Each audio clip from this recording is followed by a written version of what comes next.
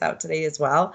So Jodie Williams, our Indigenous Education Lead, is here with us today, and Isaac Murdoch. So I take it away, Jodie. Do you want to start?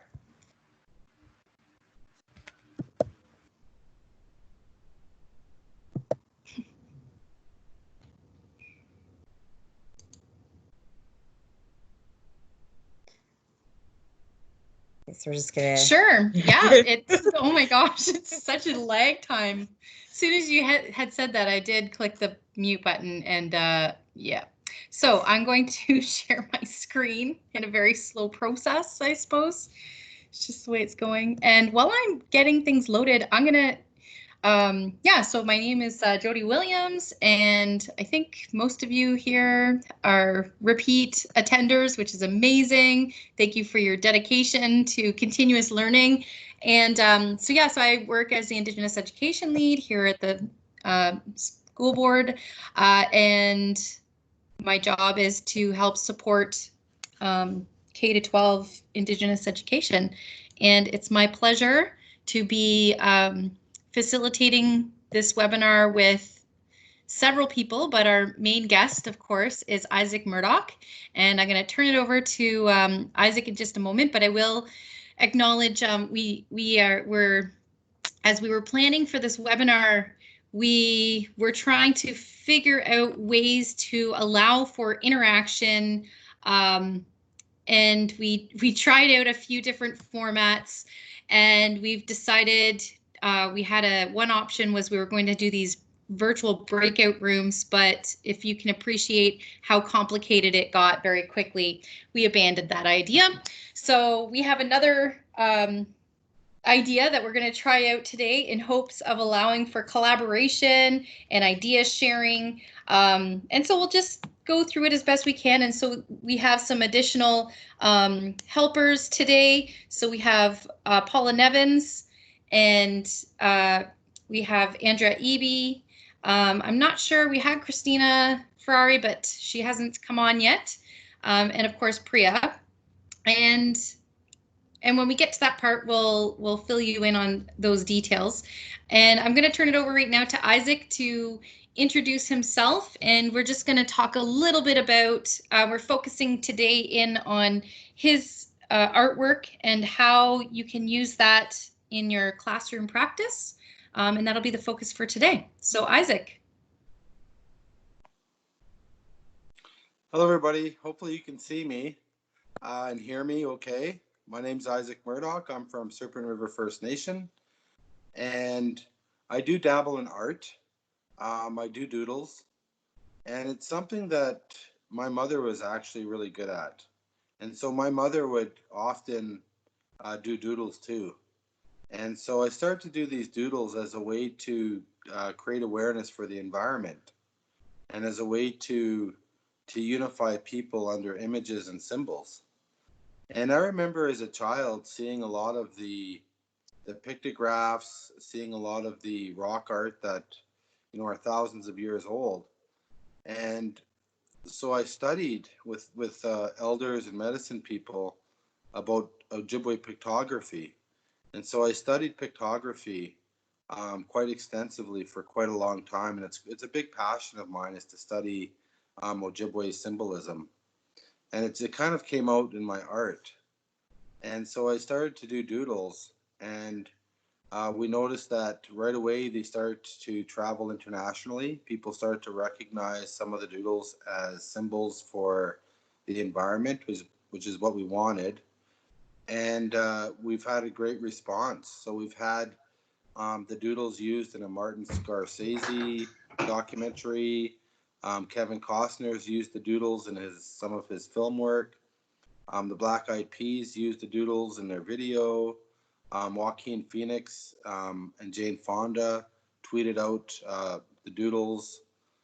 Same with Bruno Mars, whoever that is. The Dalai Lama has one of my doodles.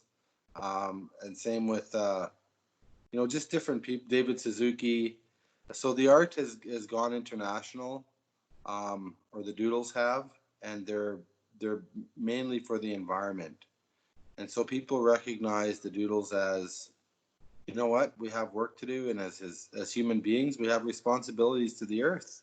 And so they're reminders that as a human being, that we also, come to this planet with a responsibility. And so, it's been a lot of fun. It's been a lot of amazing hard work. I don't copyright my doodles at all.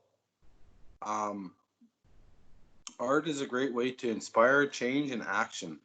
This piece was able to get Wells Fargo to divest from fossil fuels. And so this is the head office of Wells Fargo. This is where all the bigwigs are in San Francisco. And we assembled a team. We blocked the road off, and we sent Wells Fargo a message that they needed to divest out of fossil fuels. And after we did this action, quite a few cities in the United States contacted me, and they had council meetings, and they basically said, we're going to divest out of fossil fuels, and that your work has brought this awareness to us, and that we care about the future, and we care about our children, and that it just makes perfect sense. And so this was in San Francisco, at Wells Fargo, at one of their main offices, and it was really neat to do. A few hundred people participated, and it was a lot of fun. And it was really neat because we had the police who wanted to shut us down right away. But then what we did was, I had a bunch of punk friends of mine that we dressed them up in suits as businessmen, and we had them go there and negotiate with the police.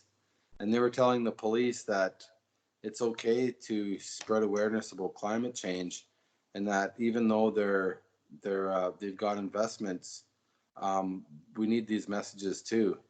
And so the police actually allowed this to happen based on our actors that were actual punks.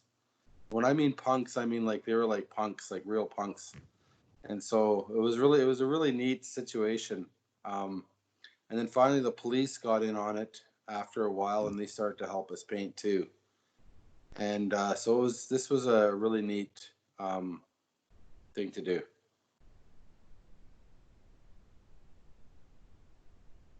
Art is a great way to bring people together and unite for the earth and our future generations. So this is when we were trying to stop Energy East. We created these puppets and all these images of my doodles, and thousands of people attended this demonstration, and we were able to stop that pipeline. There was just too much Indigenous resistance, and a lot of the divestment efforts that we had were working. And so, this is what art has the power of doing. And so we were not fighting anybody. We were not armed. This was a non-violent protest in our lands to talk about fossil fuel development, and that we need to invest into renewable energy, and that the future of everything depends on our actions.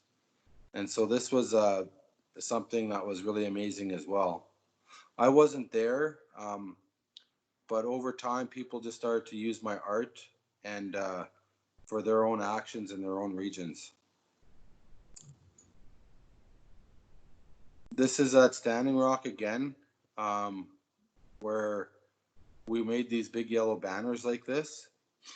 And the art was actually taken away from this one here was taken away from the National Guard. And so the National Guard came up with machine guns, heavy artillery vehicles, machine guns, and they actually confiscated all my art.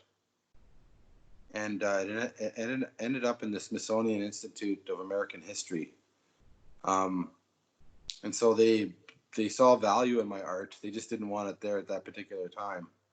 And so a lot of my art have been confiscated, which is really weird because they all have hearts in them. And this, of course, was at Standing Rock. And so I was at Standing Rock making the art there. That's a cool picture.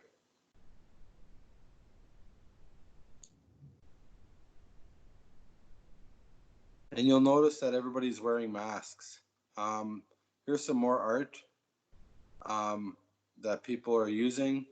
And here they are blocking the Trans-Canada Highway in the wintertime. We are here to protect water is life. And a lot of Indigenous people have chosen to stop the roads when they feel that it's fit, because they don't feel that society is getting the message that we need to be better to the environment. And so, again, my art is often used with Indigenous actions across the country. And it's really cool to see how it gets around. This art here this is an image called Bring Our Children Home. And it's about actually this image came about because of Jodie, to be honest with you. Because Jodie wanted an image for the Moccasin Project. And so me and Jodie, I made this image, and then I told Jodie that it should be a grassroots image and not specifically just for one project. And it went viral. And so the image is of a child sitting there in a moon. And of course, it just went viral as like the other doodles. And people started to see it as a symbol of freedom for children, and also of resistance against the oppression and genocide against our Indigenous children in the child foster care system. And so, Indigenous people started to gather by the thousands, under this symbol. And it's funny because if you see somebody wearing this shirt, then you know that you're in the same team as them. You're in the same gang. And that's the idea of the symbolism. And if you notice that at the symbols, they're all dark figures that you can easily identify from a long ways away. And that's strategic. And so Bring Our Children Home was a campaign that we started. And then, of course, Jodie was the one who asked me to do the doodle. And the Manitoba government actually just passed legislation 8 months ago. It's called Bring Our Children Home legislation. And so this doodle actually inspired a grassroots movement that led to legislative change in Manitoba for the high amounts of Indigenous children that are being apprehended as babies. So good job, Jodie.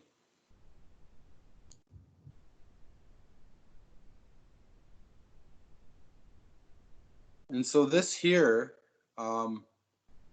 is a picture of some white supremacist supporters who want their freedom just beside a Navajo reserve that is being decimated by COVID-19. And you'll notice the symbol on there, which is a swastika, but it's also an Indigenous symbol that for us means the four winds. And so these Americans here want the freedom to be able to move around. They want the freedom to be able to do what they want, but they're also using symbolism as a way to get their message across. So they're using the flags, and they're also using the swastikas as symbolism. So symbols can work in your favor, or they can work against you as well. So it depends on which side you're on, but symbolism is always used when you're trying to accomplish a movement.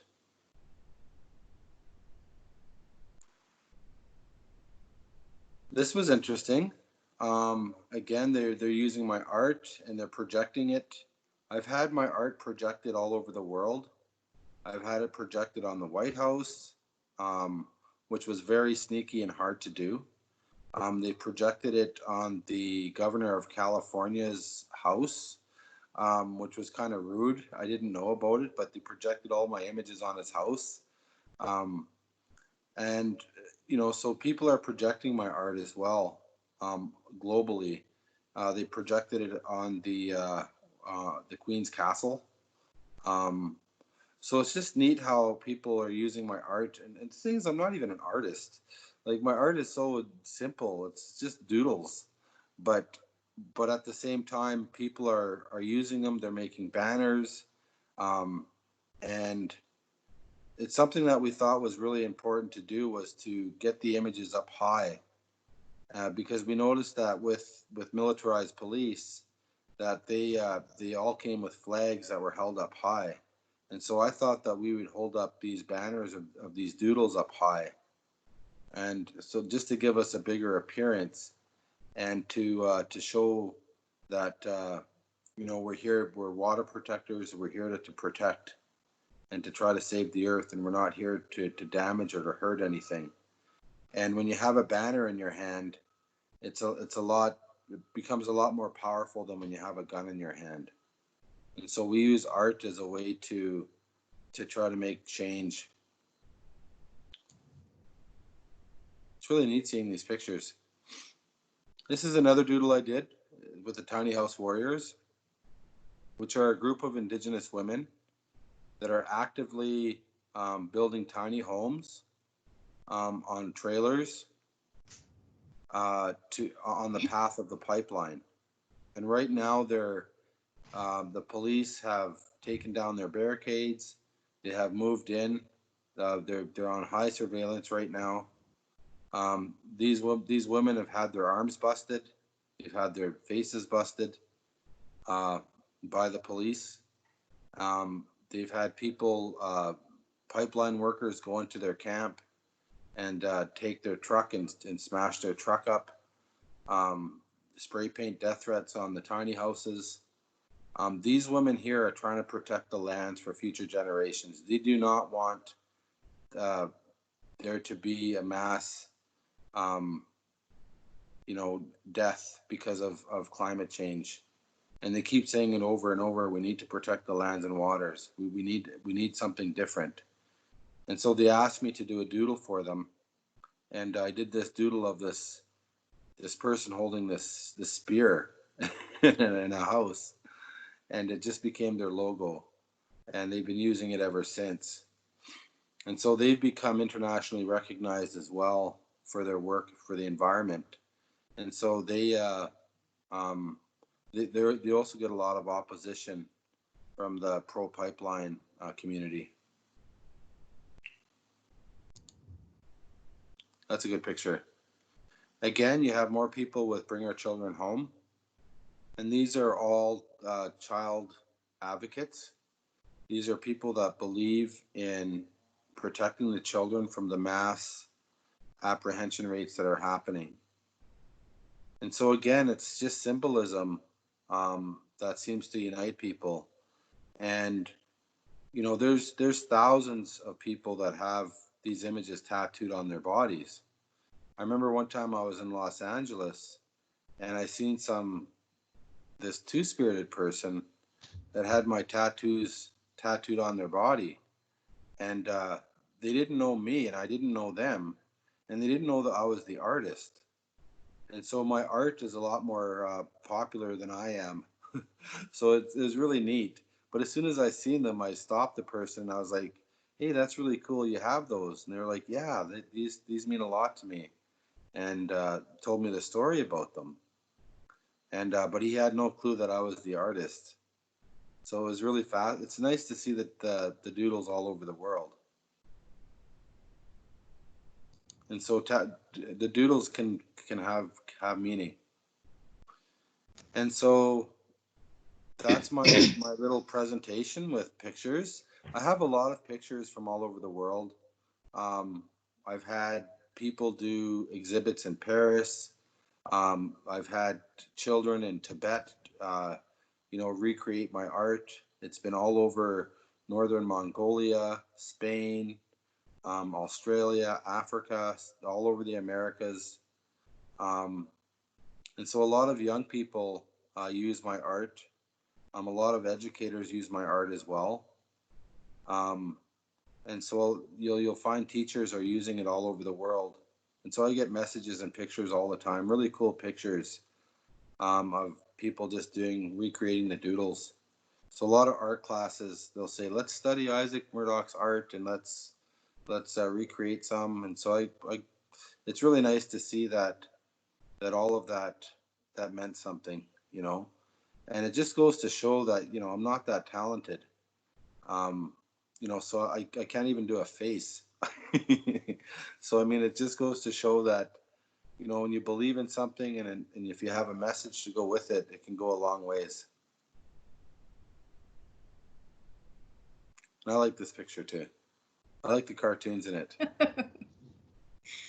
So we thought what we would do is, you know, if I also want to remind people, if you have questions along the way, you're more than welcome to put those in the chat box, and we will try and facilitate those as well.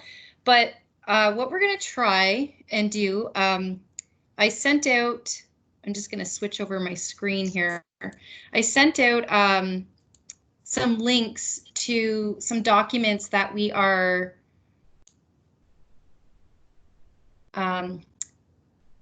that we have separated into kind of divisional areas. So originally, first, we were going to try and have some breakout sessions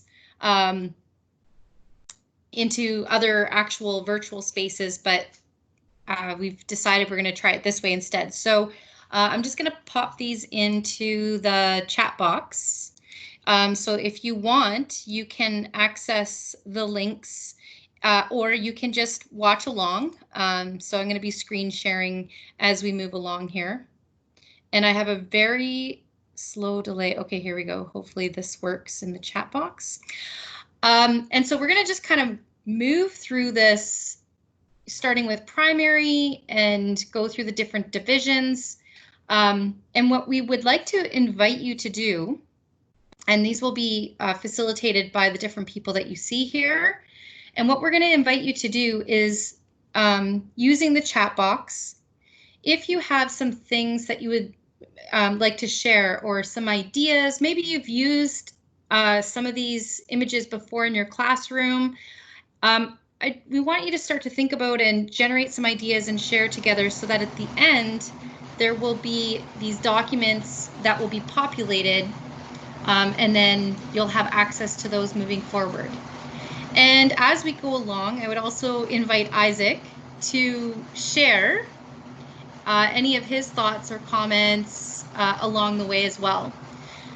So just before I turn it over to Priya, who's going to lead this discussion, I just as a FYI, in case you're wondering, these are fillable slides, and the fillable slides are something that you can create with your students as well, so that when you go on these, you can't actually you can't move them, you can't click on anything, so it becomes frozen. So you can create these little templates using Google Slides and then share them out with your students, and they can become an interactive document. So just as a little tip, teaching tip there. And if you're interested in more, I can talk to that a bit more.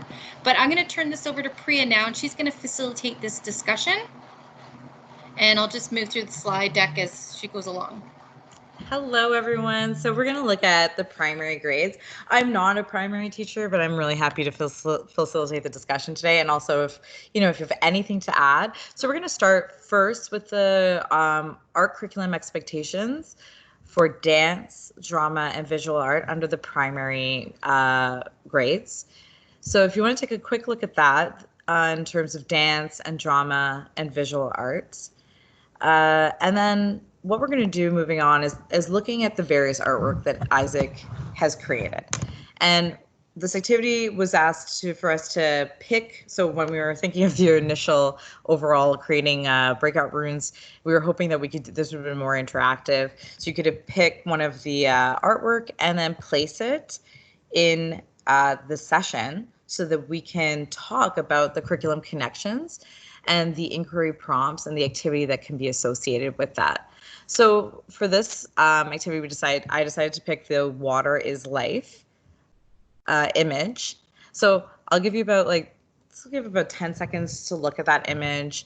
And it says here, apply the creative process to produce a variety of 2- and 3-dimensional artworks using elements, principles, and techniques of visual arts to communicate feeling, ideas, and understanding. So what inquiry questions would you relate to this image? So, and as you're thinking and typing into the chat box, you know, I'm going to ask Paula to fill it in.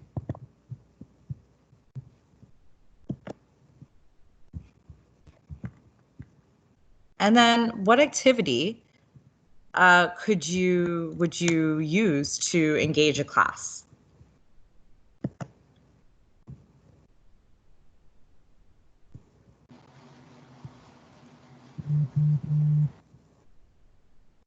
So awesome, Donna. Thank you for participating. So in kindergarten, our pillars are, what do you notice? What do you wonder?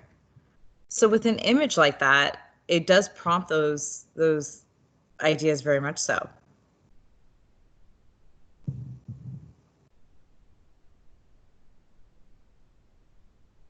Excellent. Thank you, Paula, for adding that. Donna, phenomenal. I think it's important to start with what the children are thinking. So what are their initial reactions to an image? So, you know, are they seeing the fish and the hearts and where they live and the environment? And there's that little baby fish or baby tadpole that's there as well. Isaac, I don't know if you want to add anything about the vision you had for this image when you first created it, or what inspired it, just to give some ideas to the educators that are here. Yeah, this image is actually Christy Belcourt's image.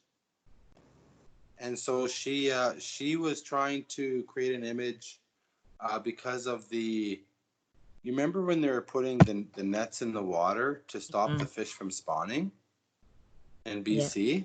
So the pipeline companies were putting nets in the water to stop the fish from spawning, and they were destroying certain spawning beds. And so I know Christy made this image so that it would create awareness that the fish have rights and that they have a right to have babies too. And of course, water is life.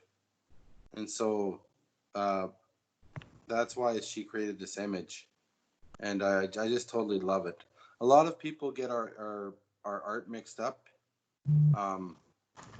And they think that my art is her art or her art is my art. So it just happens. It happens so much that we don't even say anything anymore. Thank you, Isaac, for explaining that. No, I love it. And the idea of, you know, there is that cycle of the fish's life within there too, right? That you see the baby fish. And so it really speaks to that spawning. So I see that there's some more added questions there. Why do the fish have hearts? And then, Susan, thank you for sharing. They can share what they already know about the water. Also, and Andrea says as well, there's a great connection to living things as well. So maybe we could talk about a brief activity, if there's any ideas that can attach that. So again, Susan, thank you.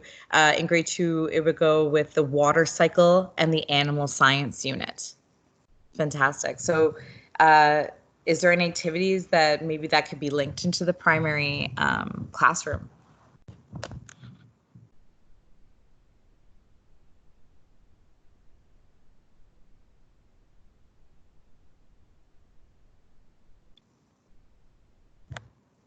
You know, and I just want to mention too, the idea of water is life is such an important theme when we are educating young land defenders, and how, you know, vital that is for kids to understand. So Andrea, thank you. That students could explore some sort of classify a range of living things. That's a great activity. That would be great there, yeah. And discussion would also come up about what living things need besides water. So that goes with Susan's point as well, the water cycle, the animal science unit. And that's a great point about printmaking, how even the art form itself within printmaking can be part of the activity as well.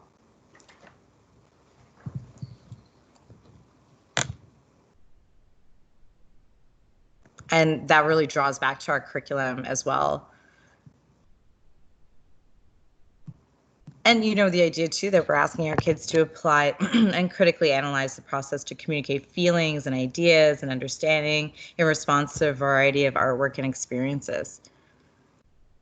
So, and the whole cultural context of the curriculum as well. It's demonstrating understanding a variety of art, the styles, the techniques from the past and present to the social community as well. Excellent. Jodie, do you want to add anything here as well? Oh, Donna, sorry, I didn't mean to cut you off yet. So looking at it now, looking at the so and now what part of inquiry, thinking about what Isaac and the purpose of his art, why does it matter that we learn about water and living organisms? That's great. And then dance and drama sequence. What would happen to the fish if they ran into something in the water? Wow, that's very creative. That's great.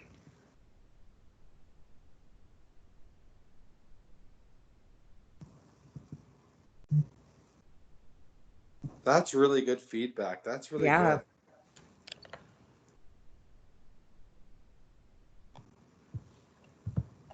good. That's wonderful.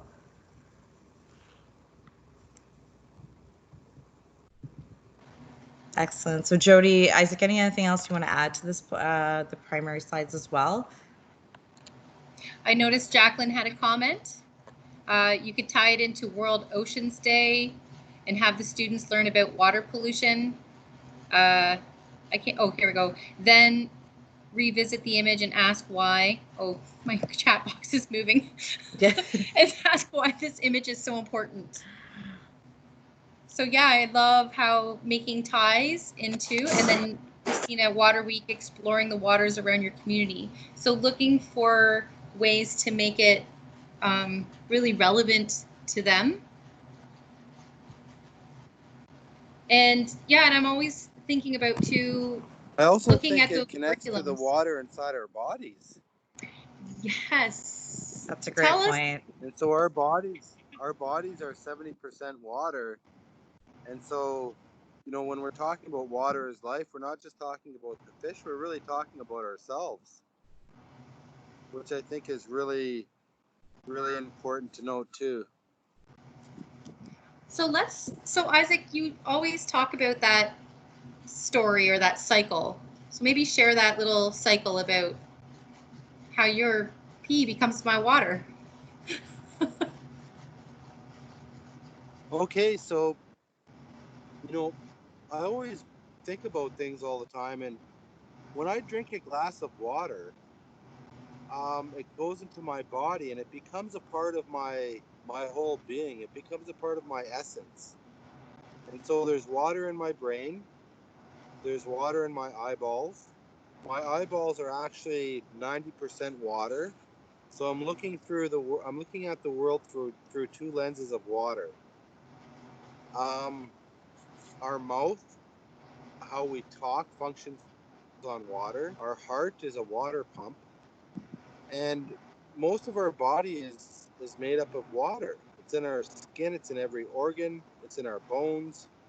And when I drink that water, it actually becomes who I am.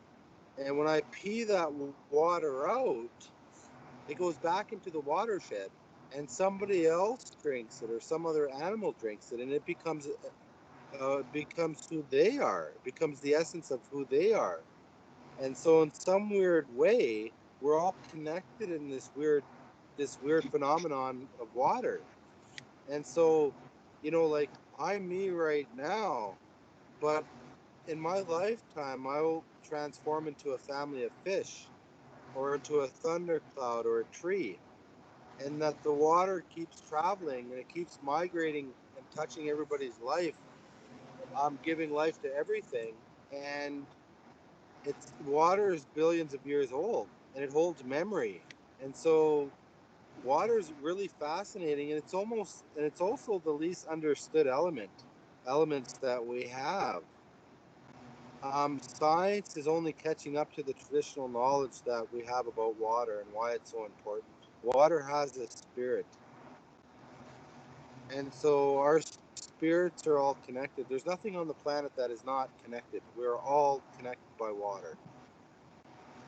But thanks for letting me share that. Yeah, so usually the story involves me drinking your water that you've excreted. So, and thinking about if that's really important, let's do this. So I'm gonna drink water, and then I'm gonna pee it out into the watershed, and then Jodie's gonna drink it, and then Jodie's gonna pee it out, and then Priya's going to drink it. And then Priya's going to drink it and then pee it out. And it becomes a flower. And so, like, the water itself really does bind us all together, and it connects us all together. And that's why we have to protect the water, because it's the essence of not only us, but it's the essence of every living thing on the planet. And that's why it's so critical and it's so important that we uphold our human responsibilities to protect the waters. But thanks for pointing that out. That needed to be said, Jodie, for sure. Obviously, I guess. Awesome. So, and I'm glad somebody, because the other thing I wanted to add, as you know, when I was thinking about is how do we embody learning, and so going to that drama connection, right? And then I saw in the chat box somebody had mentioned a connection there to drama and dance. But I have this weird delay. There's a great comment from Jacqueline for drama. I might have students to imagine that they are one of the fish in the image. Create a monologue where you tell humans your feelings about pollution that they're leaving in their home. So what an incredible empathy! It's an exercise in empathy. That is. So thank you for sharing that, Jacqueline. Okay, so if there's not anything more, I think keep thinking in this way, because we're going to now move into the junior division. There is one more comment from Christine with the dance. I might have students interpret the story / the feeling of the fish who are in the water that's being polluted. So having interpreting it through dance. That's a wonderful idea. Thank you. Exactly. Beautiful. So are we good to move along? Yeah, I think we're good to move on to the juniors. Thank you, Paula, for keeping up with the writing. Does anybody else feel just really satisfying watching somebody else typing into a document? You just know you walk away with it done. Good job, Paula. Way to go, Paula. Thank you. You're welcome, everyone. Okay, so we're gonna go over here to the junior, and these are set up to be the same framework, and it's also really to get you thinking about making connections back to the curriculum, because after all, that's what our jobs entail. And it's interesting too, when you look at a lot of the curriculum, it's almost, especially for the overall expectations, they're almost verbatim, the exact same right through. So everything, of course, is scaffolded and building on, but there's lots of opportunity to, move back and forth between concepts that are learned in primary into junior and then into intermediate and so on, like a cycle. So we're going to be looking at the junior curriculum here. Thanks, Jodie, for getting us all set up.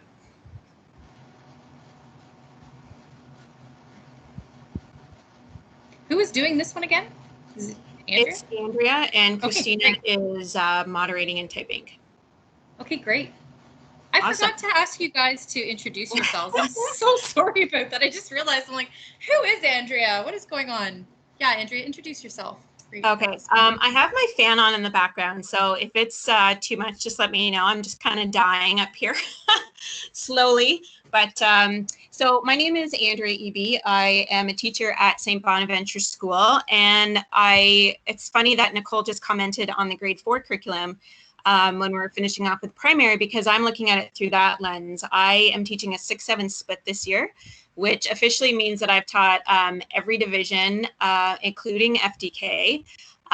So as I'm listening and super excited about working on the junior portion, I'm also really going to be paying attention to what comes up in the intermediate discussion.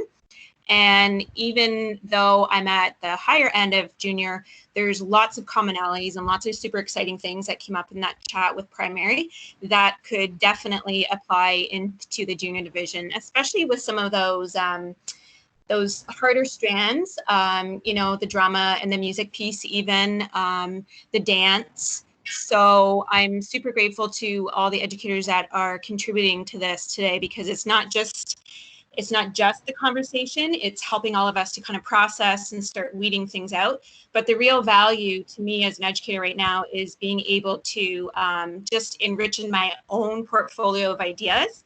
And obviously we have Isaac, who's been able to kind of lay that foundation.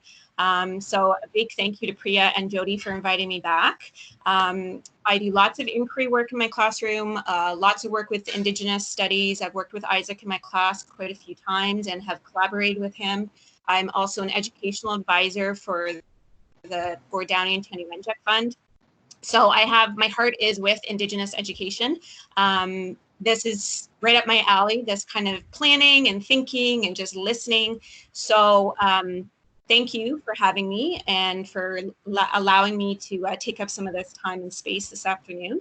And this is the image that Jodie's pulled up that I chose for us in junior to work with. I was the one that commented on the very simple format of the previous image, which I thought perfectly suited primary. The all caps letters, and there's all caps here too, but there's more information, I feel. And the first thing that came to me when I saw this was science, especially for grade 6 with biodiversity, but I also picked up on habitats for grade 4. And I got super excited when Isaac said that piece about the water within our bodies, because I know that that's super important for grade 5 science, looking at our own bodies. So right there, there's lots of science that we can look at. Our focus today is going to be specifically on the arts, but Jodie and Priya know me fairly well, and I kind of go off on tangent and start getting excited about all these other subject areas. But art's a beautiful place to start because there's so much interpretation and there's so much room for student voice. So I think this is a great place for us to start this afternoon.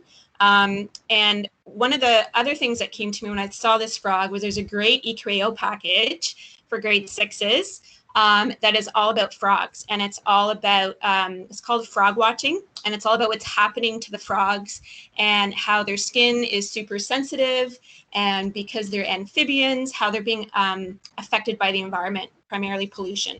So to me, that is super important, that it's not just the frog is getting polluted water, and it's affecting it, it's coming at it through its skin and through drinking and through eating. So you've got all these connections to the science piece here that kind of just speaks very loudly to me, but yet you have it in this beautiful artistic form, which is going to allow us to have all of these opportunities to gather student, as I said, student voice and interpretation, and bring all these different modalities within the arts curriculum in. So that's kind of my little segue to getting us in and settled. And Christina, if anything kind of comes up that you just want to type in or kind of interrupt, and please add in at any point. But yeah, I'm super excited to have this little bit of time this afternoon to kind of chat about what we think could work as junior teachers. So there's lots of great stuff that's coming up.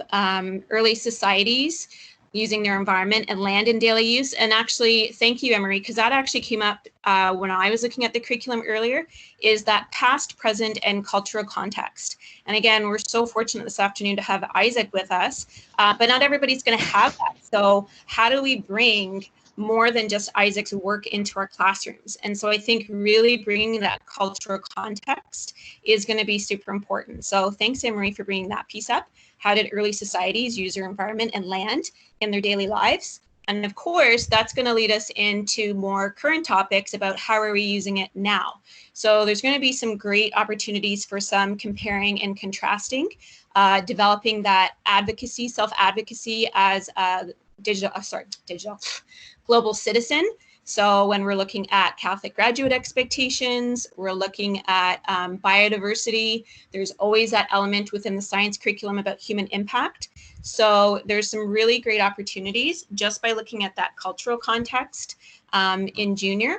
And it would be really interesting to see as educators what you think we could do with that as far as a visual piece. How do you get your kids to own our cultural practices around the use of water now, as opposed to what we should be doing with water? How could we interpret that as dance? How could we get our kids to express their feelings and their worries in a dramatic sense? So I'm going to kind of put that out there to you. I've kind of given you the science stance. How do we get our kids to have a critical lens when they're reporting that information back? And how do we do that in an artistic sense? Wow, Andrea. I know, Jodie. Christina, did you get all that? Right? Christina's like, You know why what? did I decide to do this? My eyes are crossed between the two screens. I'm well rested. I'm well rested. 9 weeks off. If I might add something, Yes. the visual art, the dance, and the drama. So when I'm looking at this, during our ceremonies, we have all three of them. And so we're doing visual art because we have to paint. We do sand scrolls and different birch bark writings and drawings with using red paint called onamin. We also have dances in our ceremonies to celebrate and to bring healing. And we also have drama. So we'll actually reenact events that took place a long time ago. So either victories or we'll reenact different spirits through drama. But it's very ceremonial and it's very spiritual. And so during our lodge ceremonies, we have all three of these in there. And so I find it really fascinating that you have them here too. And so for us, art is very connected to ceremony. There's a fine line, even if there is one, between ceremony and art. And so when you look at Indigenous art, oftentimes you're looking at spiritual connection to the land and to each other. And so I'm really, really impressed by this because it really gives the essence of humanity and our connection with each other when we do it through visual art, dance, and drama. So I love this. This is amazing. Good job. Beautiful. Thanks, Isaac. Yeah. So maybe another piece. Yeah, go ahead, Jodie. Yeah, I'm just wondering, just to give Christina a hand here, because there's a lot that's coming in through the chat and with what you're sharing. Yeah. Maybe if I know, Christina, you're doing a great job because there's a lot happening really fast. But maybe if somebody wants to jot, Paula, if you want to maybe jot down some things as they come up in the activity box. Well, Christina, sure, I can do that. Working away there on the curriculum connections. Just okay. Look at this teamwork. Amazing. I know, because I want to go back to this chat box here. Yeah. There's some great stuff that has come in. And I love the idea. Jacqueline mentioned the word sacred. Isaac mentioned the word sacred. And I think that that's a beautiful piece, especially when we look at even family life and religion. So looking at things that we should keep sacred, but also about ourselves, and that whole piece about mental health that has come up with our time off. And just really trying to look at all the different dimensions where we could bring that word sacred in. I'm even thinking grade 7s with confirmation. When Isaac's commenting on ceremonies, there's my intermediate brain going off. So that idea of sacredness, which Isaac spoke so eloquently of, and Jacqueline also mentioned, I was curious to see what people were going to say about that, including the word sacred in here. And you've done a beautiful job so far. It's awesome.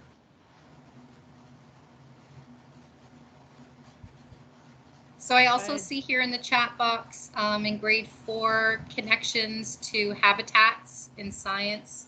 Yeah. Oh, look at Paula. She's so smart. Yeah, like why not just copy right from the chat box? Lovely.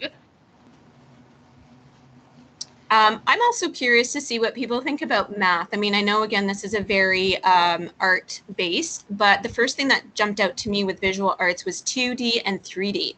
And I'm always looking for great connections with math. So I'm wondering if that kind of percolates with any educator, because that overall expectation comes up in all of our divisions about what you might do 2D, you know, we're talking about painting and printmaking came up, but what could you even do with 3-dimensional artworks, and how could you maybe link that to a math idea or concept?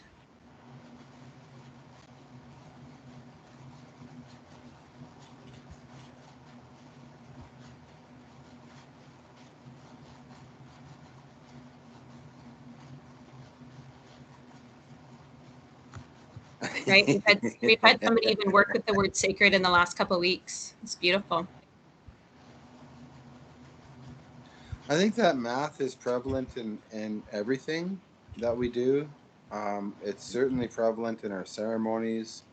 It's prevalent in a lot of the pictograph art that we make, because it has to do with the cycles of celestial movements. Beautiful. And of course, you know, numbers play a really important role with Indigenous people. And so when we look at imagery and dance and drama and visual art, you know, for example, when we're doing our drama and our ceremonies, we'll do things 4 times. Or for dancing, there's 4 movements that you'll do in a row.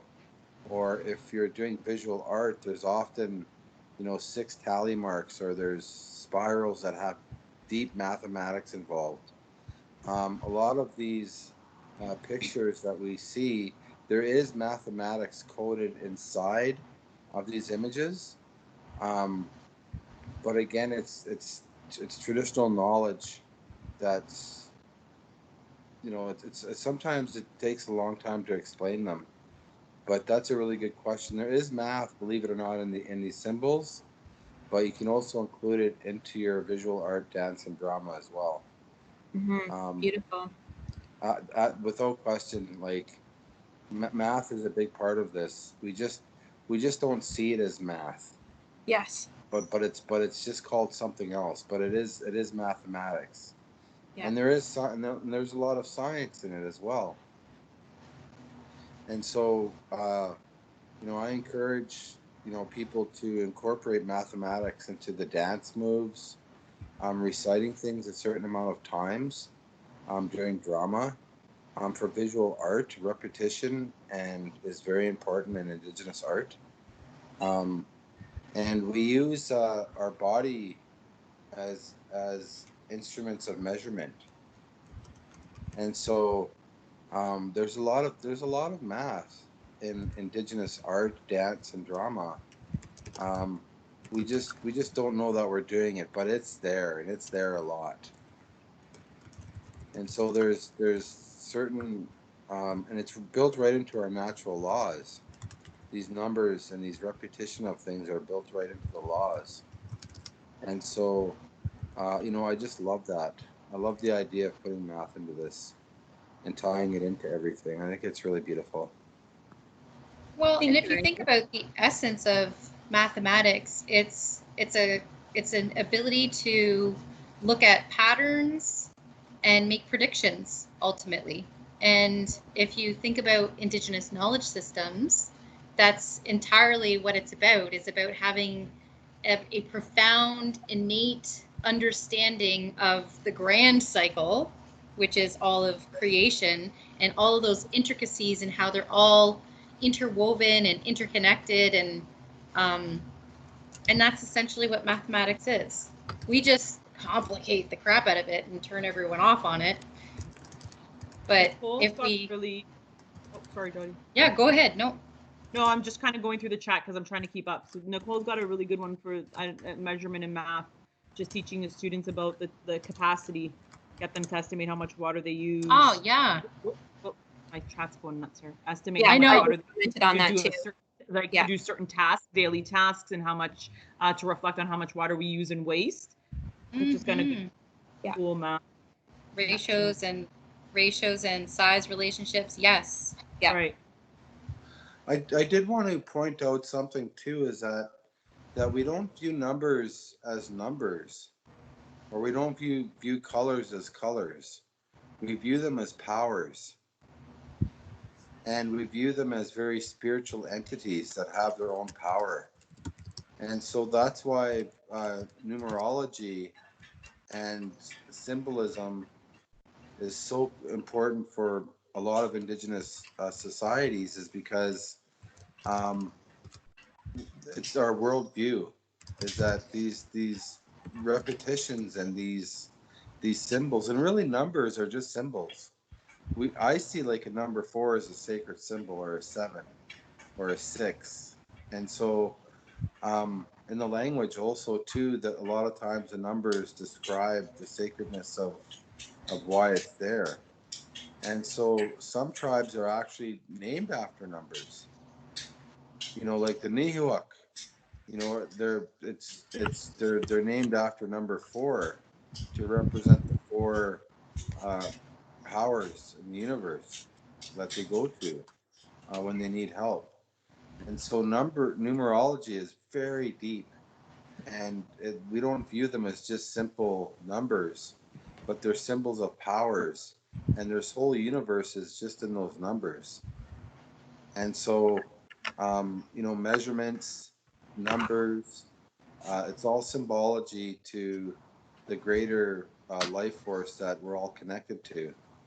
And so I love how that people are actually, they're understanding these natural laws. They're just going through it through another lens, which is really cool to see. And so I really, again, I really appreciate the mathematics that can be put into this. But I also ask too that you look at mathematics through another different worldview. So don't look at it through a scientific worldview, but try to understand it through the spirituality of it. And you'll have a different idea about it. It'll have a different outcome. That's awesome. So much, yeah, so much to think learning. about. Oh my gosh, so much going on. I just want to stay focused on the time. Yes. So let's maybe last minute here. I know there's still some frantic typing away here going on. If there's any last minute comments or contributions Jodie, to this section? I don't mind to continue typing there if other things come up, if you want to move on to the next one just for time. Sure, and people can continue to put their ideas in the chat box. Maybe indicate if your idea connects to junior. That would be helpful, but we will continue on then. So thank you, Andrea, Christina, and Paula. So we're going to move over now into 7-8. So again, Sorry, I was just adding those extra notes. I know we said in the note section, but I was starting to flip it onto the next slide, so I just deleted it just in case. So just continue, I would guess, with Paula on the notes section. Okay, great. For the junior, sorry. Thank you. So Christina, you're going to lead this one, yes? That's the plan. Great. So do you want to introduce yourself? I will. Sure. So my name is Christina Ferrari, and I teach grade 3 French immersion. I'm at St. Angela Merici. I've been teaching for the last 18 years.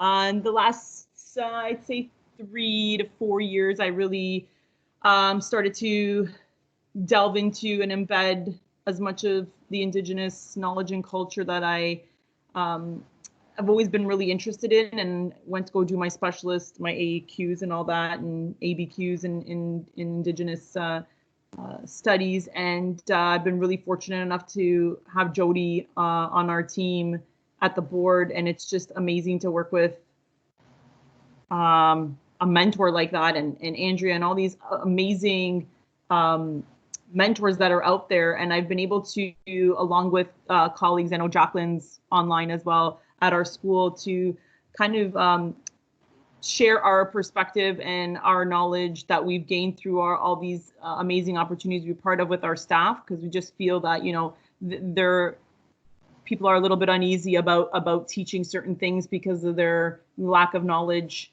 or, you know, what place they are in their learning journey. So we've really taken it at our school to bring that to staff, and we've done little PD sessions with our staff, and that's pretty much it.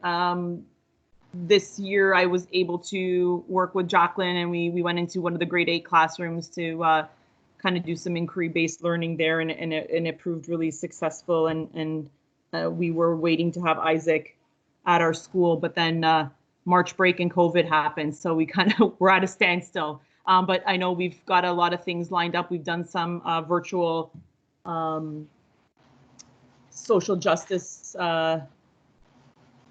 initiatives with our school online now. So we're getting ready to post one of the projects that we've been working on. And that's it. So I'm gonna lead this grade 7-8, even though I'm grade 3 heavy. I was able to work with the grade 8s this year. I don't know if you want my perspective on where I came with this. I actually thought it was quite interesting because it's almost like what I did this year was almost worked backwards into the art. And I think that's kind of interesting. And it's actually really empowering now to know where we could go with where we left off with that grade 8 class using the art as the provocation now. I can give a little background, or we can just get into it.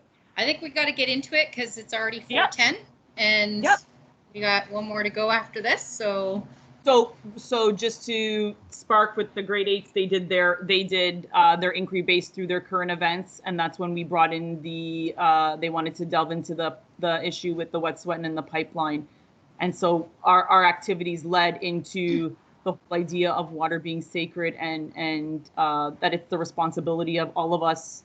It's not their water versus our water. It's our water and how we use to protect it. And the kids really went with that. So I don't know where we would go next with now the piece that they used actually Isaac's artwork to put their solidarity statement on. So it'd be interesting now to see where you would go next in terms of art with drama. I was talking with one of the other grade 8 teachers who wasn't able to sign on, but she was saying that she would take kind of go with their interpretation of their learning of what they did with the responsibility to care for Mother Earth and all of creation, and see where that took them with drama. So one of the questions, sorry, just to interrupt. One of the questions that's come up is,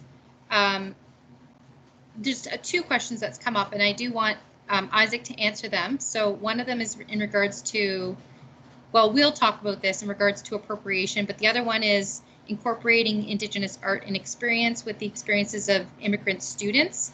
So when there's maybe when we're done there, Christina, we're going to come back to that question. We'll get Isaac. Sure, yeah. Because there's there's a couple on here that they're really good. These I know. I think it's Vicky. She said to link some of Isaac's stories of creation, to have them create art. So I'm just looking. So Andrea, maybe we'll put. So in the curriculum connections box, I think that would match better under the activity box. So I'll just paste that. Sure. For you. Thank you. So in regards to art appropriation and that whole conversation, and of course, doing Indigenous art in the classroom, I think it's really important to have it stewarded by an Indigenous person. I think that would be the respectful thing to do. Only because you'll get a better insight of what's really going on with the art. And because art is ceremony for Indigenous people, it's a very sacred thing, and it's something that you'd want Indigenous people to be active in and be involved with. Not every Indigenous artist is the same. Some will not want it reproduced, others might. Because I use my art for the environment, I have a different position where it's like people can use my art. They don't have to buy it from me. They don't have to get permission. They can fundraise using my art to make money for the environment. I don't micromanage how people are using it that often. But definitely check in on the artist who you plan on working with. So if you're using somebody's art, or if you're exploring somebody's art, check in on them, and if they're alive. And if they're not alive, check in on the family. Because again, a lot of art is very sacred and it's very personal. So that would be my advice. There's there's a whole spectrum with this whole conversation, and there's so many different people on different parts of the spectrum, so it's just important to check in. But good question. And also to add on that, I think it's about moving away from the habit we have of just copying and replicating, and really switching into what are the messages, what are the themes, what's being conveyed in this artwork. And then, of course, you know, when we're asking students to produce their own pieces of art, then it's, you know, in looking at those themes, as an example, what kind of artwork, what are some depictions that you would come up with to convey that same type of message or theme? And I think connecting it back to their own experiences is really helpful. And that also leads into the kind of the question that was asked earlier about bringing it into the experiences of immigrant students. I think anytime you're using provocations such as artwork, there's opportunities to make connections with all students based on their own lived experiences. And yeah, there was a comment here about, so Isaac is a very rare individual in his offerings of, you know, use my art. And I know he always says, don't even cite it, but I'm going to ask that you still do as a good practice of ethical citation. It's always good to be citing your sources. And then too, when it comes to a lot of Indigenous art pieces, we work with a local artist, Naomi Smith, and she goes into classes, and we're happy to, I know we're coming into June, but she's also available as a virtual visit in your classroom. You can connect with Priya about that as well. And she'll go in and she'll give the teachings behind the art pieces that she's speaking to. But again, it's not, there's a difference between learning about it and being present and witnessing it versus just seeing it somewhere and copying it and replicating it. So that's kind of the big difference that we're trying to move away from, is this, you know, because often too, art has become kind of the playground of not just appropriation, but also stereotyping. And you think often certain pictures or items become very tokenized of Indigenous people. So for example, dream catchers, or other kind of things that get deemed as, quote, arts and crafts. What's another common one? Oh, toilet paper roll totem poles, sugar cube, igloos, anything that has feathers. So these are the things like that's historically been done in classrooms, and we're trying to really stop doing that. Because it actually is causing harm, and it actually is, it's a human rights issue when you come down to it, and understanding when you're taking things that are very special, sacred, or protected, and are not supposed to be out in the public, but because of colonialism, so much has been commodified or extracted, sold, all of these things that have taken place, and then it's become normalized. And so we just, you know, see this so often in classrooms that people don't stop to think that they're actually are breaking a law. So, you know, we're trying to really provide a lot of education and awareness around this, so that it, you know, protects you as the teacher from doing something like that. But also, we still want you to look at the beauty and the amazing stuff that we're seeing here emerge in this session today as well. Yeah, so in the chat box there, so about, and yeah, think about Norval more so that's a common practice, is let's paint like Morrisseau. And again, I just want to invite you to think about, like, where did that come from? Do we have permission to do that? Have we ever stopped to think about getting permission, or do we just make these presumptive associations with, well, it's always been done, therefore it should be fine. So we just have to really stop and think and rethink a lot of the things that have been going on.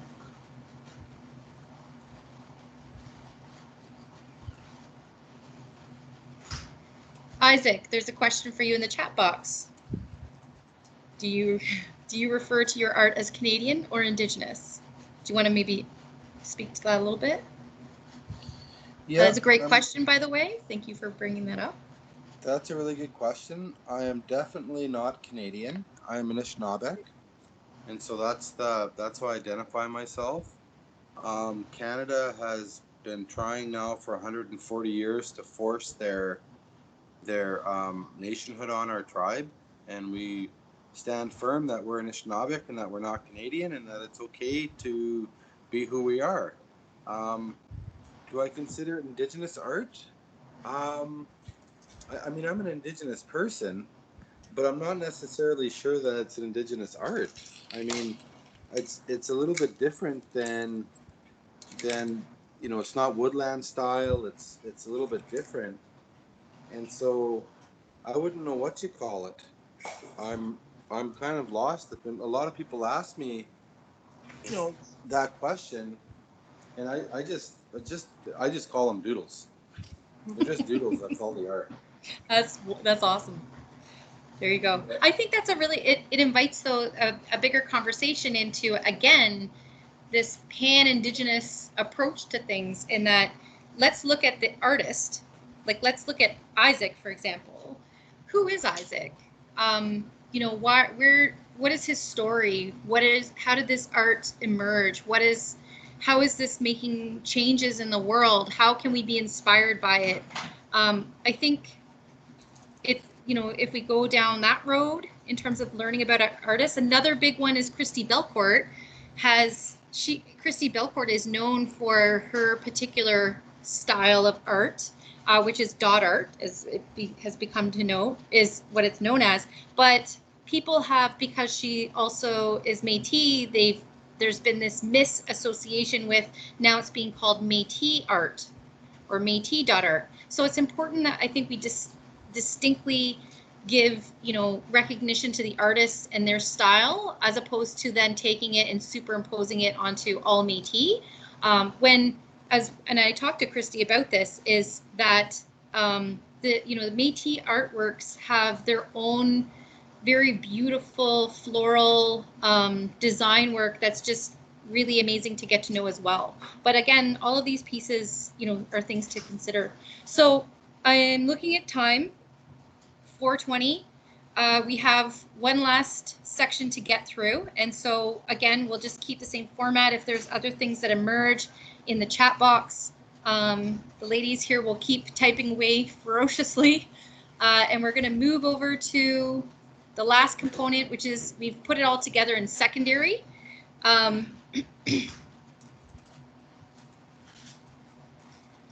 So looking at, there's another really good question here about another show.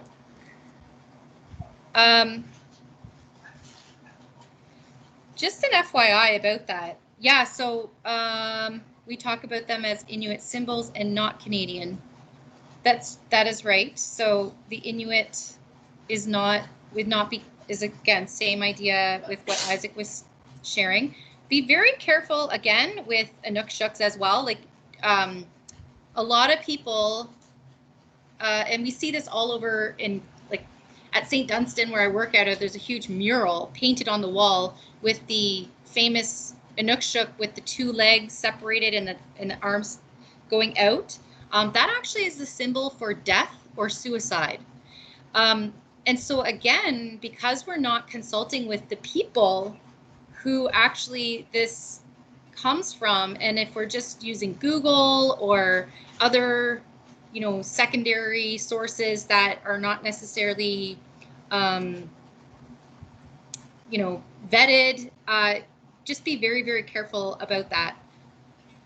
So moving into the secondary world. Again, the expectations for the art course for basically 9 to 12 are pretty much, the overalls are pretty much the same. And then I'm not sure if there's anybody online here who's teaching the grade 9 NAC course. So that is, it's a grade 9 art course, but it is, it's specific to Indigenous artworks. And it's not just about producing art. It's really about exploring and understanding Indigenous peoples and nations, self-determination, and all of those pieces. So this symbol I chose for this area is getting into, because again, it is secondary. So when we're talking about some of these issues, we can go a little deeper. In regards to consultation is not consent.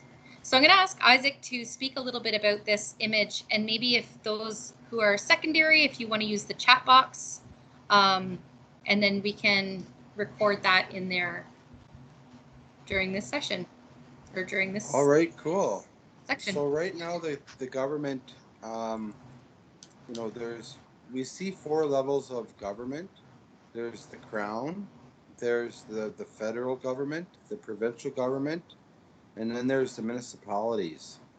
And so all 4 levels of government have a duty to consult with First Nations regarding impacts to their lands. But what's happening is they're consulting, but it doesn't matter if there's consent or not, because their duty to consult has been done. And so even if the First Nation says no, they go ahead and do it because they check it off saying, well, we consulted with them. Their answer is no, but we're going to go ahead anyway because it's in the you know, the best interest of the economy, or it's in the national best interest. And so consultation is not consent. And so a majority of the Indigenous people do not consent the destruction of the earth. And so all over kitchen tables, all across Indigenous country, you know, Indigenous people are saying, you know what, they're forcing a jurisdiction on our lands, or on the lands of animals and plants, and they don't have the right to do so. And we're wondering why are they doing this? They do not have the consent of the Indigenous people. They don't have the consent of the animals or the plants. And so, you know, consent is really important. And so, what also they're doing is they're connecting the relationship between assault to the land and assault to our bodies.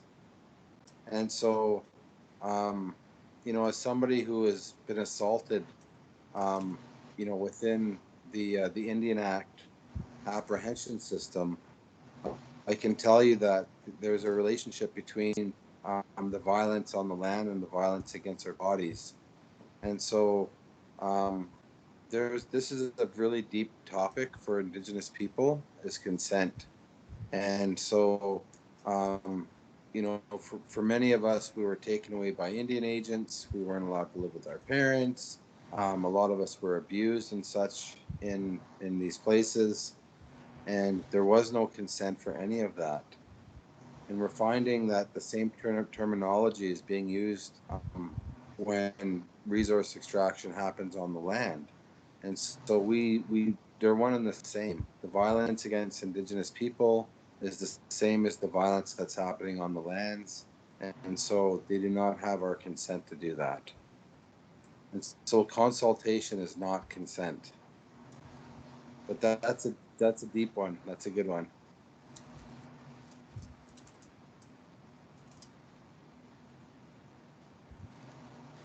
Any questions on that one?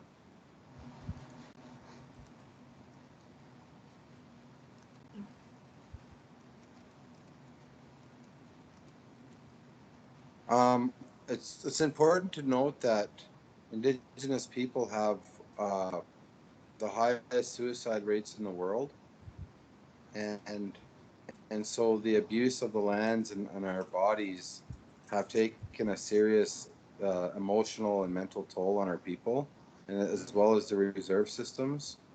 And so when you mix that with poverty and oppression, there's a higher rate of suicide. And so what we're saying is you don't have consent anymore. or you don't have consent at all, and you can't do this to our lands and to our bodies anymore. And so there's whole families that have been wiped out by suicide. So for example, my mother's family, like all of her brothers and sisters, all committed suicide. There's none of them left, and they were all impacted by the residential school systems and by the violence and stuff like that. And so the violence that happens against our women are just horrific. And so you'll find that a lot of the women are standing up because these man camps, 1,000-man man camps, are bringing violence into Native communities. And so there's a direct relationship between resource extraction and human trafficking. Unwanted, a lot of Indigenous women are being murdered, and it's a direct result of these colonial systems, and this consultation is not consent. And so the government uses consultation all the time because they have to, but they don't have to consent, and they're not consenting. And so we're saying consultation is not consent because it's actually impacting. There's systematic implications to what's happening when they just consult, check the box, and go ahead with the resource extraction. There's Indigenous lives are lost because of it.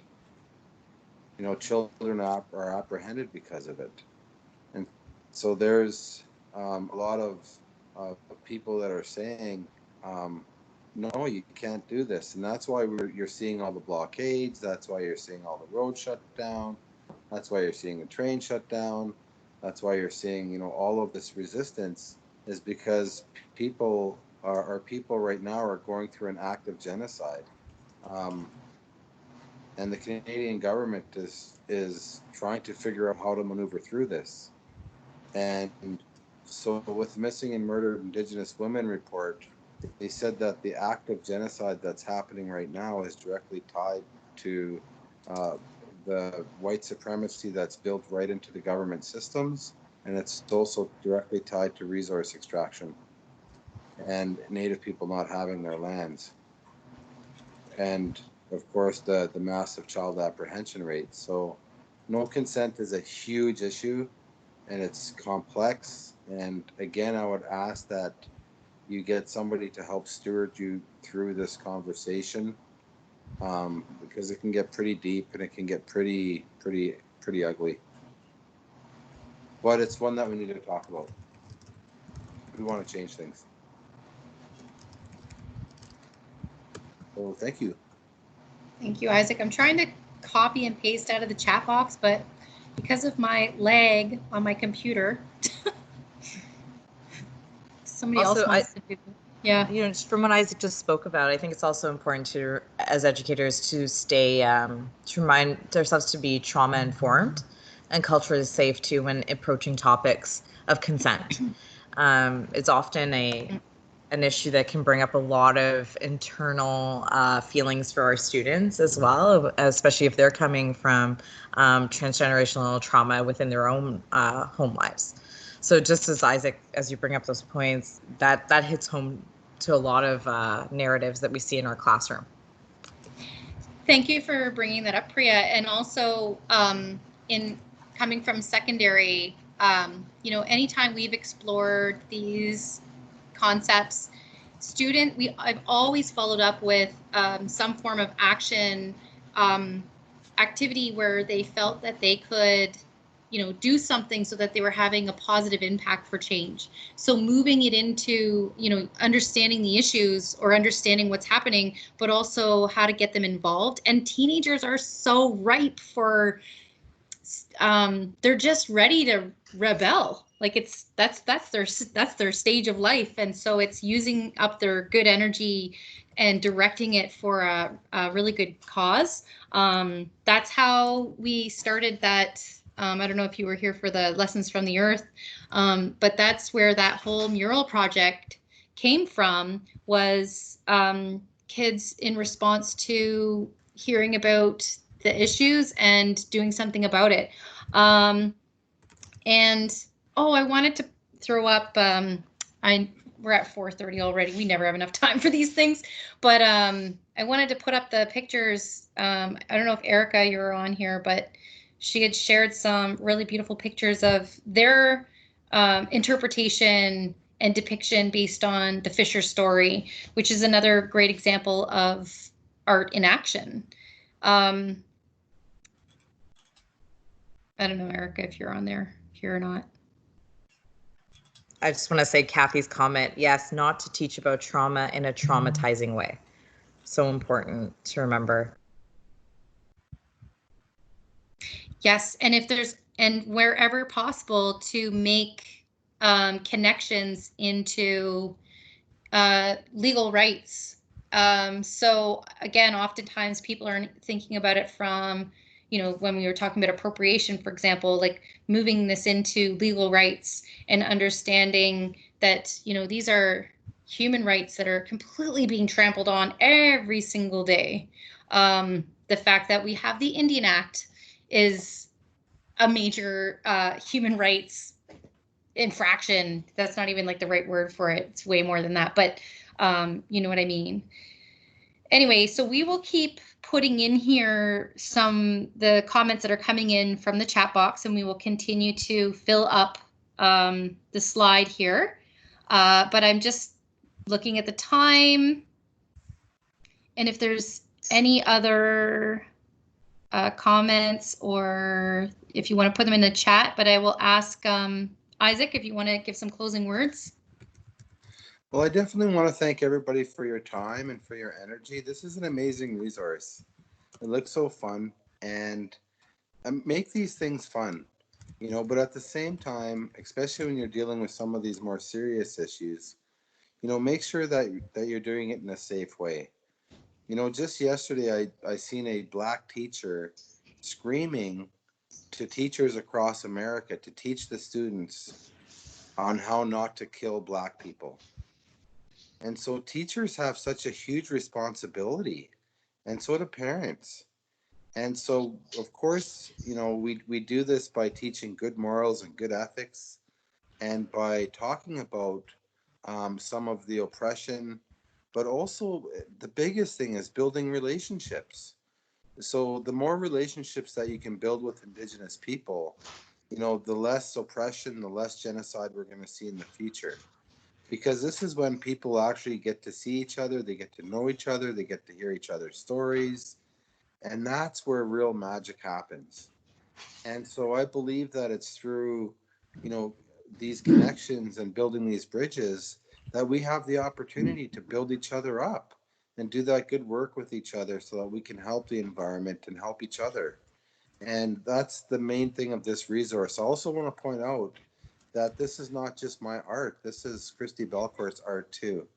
And we do a lot of collaborations on art. And I just wanted to give her a mention as well. She's an incredible artist. She's also got a sale on right now for her art prints. And so just like it's going crazy. So get her art. But thank you everybody for coming. And it's been an honor to be here. And somebody else has this room booked at this time to do some Wi-Fi work, so I must depart. But I want to thank all of you for your hard work and dedication. This has been really amazing, and I thank you all, and I wish you all well. Be safe and take care of each other. Thank you. Thank you, Isaac. Thanks, Isaac. Mama P, and thank you so much to the ladies, Paula and Priya, Andrea, Christina. Thank you so much for helping out and doing all of this typing. I can't even type anymore. My thing's just frozen. Obviously, that's a sign. Thank you to all of you who've joined in today and participated. We will share out this in a follow-up email, as well as our famous exit ticket. I'm always looking for your feedback. And And any other resources that have been mentioned here in the chat box, we'll follow up with links to those as well. So enjoy the rest of your evening. Hopefully you're not sweating hot, and you'll find some reprieve somewhere. I don't have air conditioning, so well, we got these little window unit thingies, but it takes the edge off, but it's not like regular air conditioning. Anyway, have a good night, everyone. Thanks, Jodie. This was a lot of fun this afternoon. It was great. Yeah, thank you everyone for participating. It's a really fantastic resource. We'll, like I said, we'll fix it up and then send it back out to everybody. Have a good night. Thanks. Take care. Thanks, Bye, Jodie. everyone. Bye. Thanks, thanks Christina. Thank you, everyone. Paula. Thanks, guys. Thanks, everybody.